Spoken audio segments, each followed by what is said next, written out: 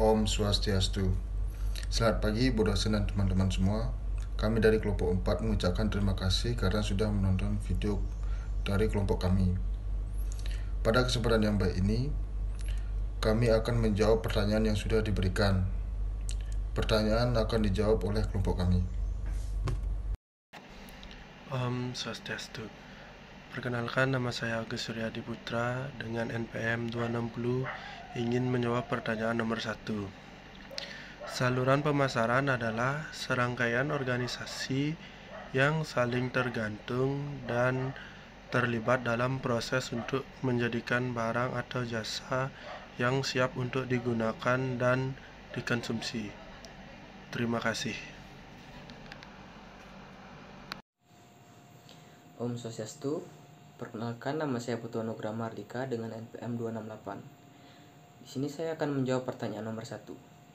Saluran pemasaran adalah penyaluran barang atau jasa dari produsen ke konsumen akhir, dan yang menyelenggarakannya berupa lembaga atau badan-badan yang bertugas melaksanakan fungsi pemasaran itu sendiri atau memenuhi keinginan konsumen semaksimal mungkin. Sedangkan pihak konsumen akan memberikan imbalan berupa margin kepada lembaga pemasaran tersebut. Sekian jawaban dari saya tutup dengan Parama Santi.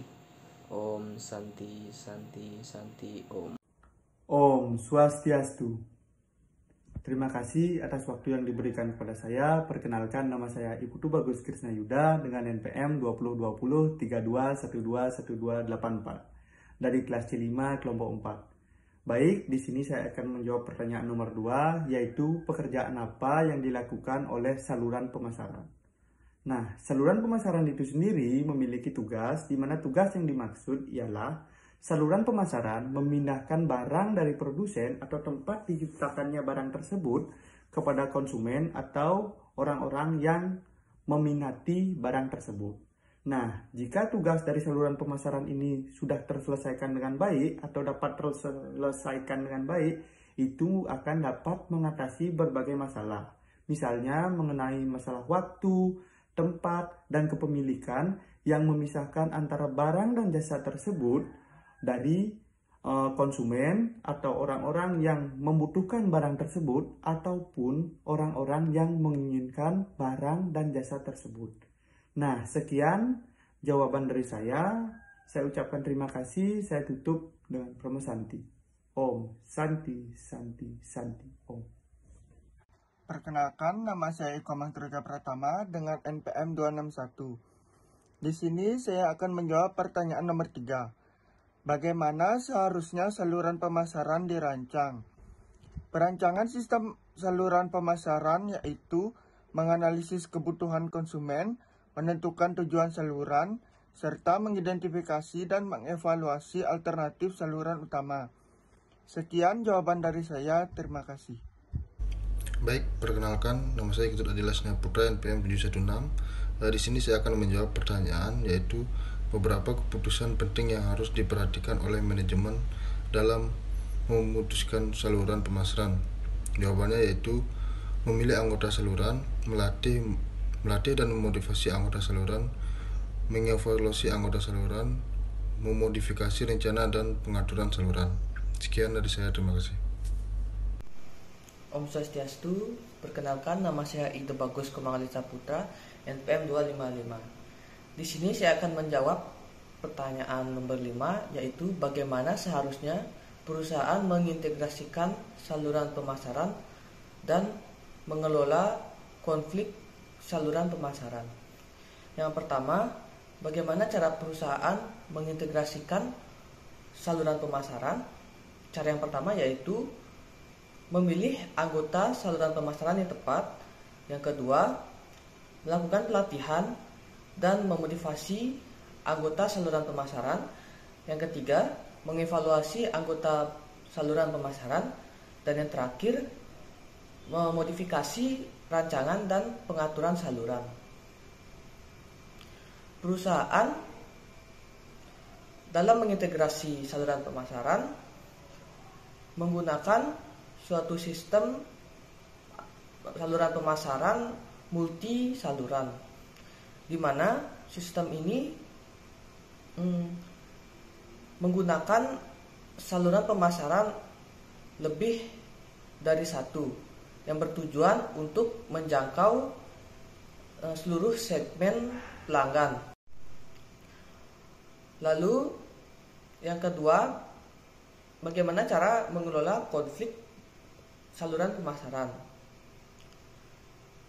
Cara mengelola konflik saluran pemasaran yang efektif adalah menggunakan tujuan superordinat, di mana dalam tujuan ini karyawan menyetujui tujuan dasar perusahaan yang mereka cari bersama. Apa saja tujuan itu? Yang pertama adalah tujuan untuk bertahan hidup, pangsa pasar, dan kepuasan pelanggan. Tujuan ini atau cara ini dilakukan ketika perusahaan menerima ancaman dari luar. Lalu, langkah yang kedua dalam mengelola konflik saluran pemasaran adalah pertukaran karyawan dari perusahaan satu ke perusahaan lain. Tujuannya adalah agar masing-masing karyawan dapat beradaptasi dengan sudut pandang yang berbeda dengan karyawan lain, sehingga mengurangi terjadinya konflik dalam saluran pemasaran. Sekian dari jawaban saya. Om Santi Santi Santi Om. Baik, selanjutnya perkenalkan, nama saya Imade Keva Sebastian Kusuma, NPM 2020-321-27286. Saya akan menjawab pertanyaan nomor 6 yang berbunyi yaitu apa isu utama dari e-commerce dan m-commerce. Isu utama dari e-commerce yaitu pajak, logistik, pendanaan, keamanan, infrastruktur, komunikasi, perlindungan konsumen, pendidikan, dan sumber daya.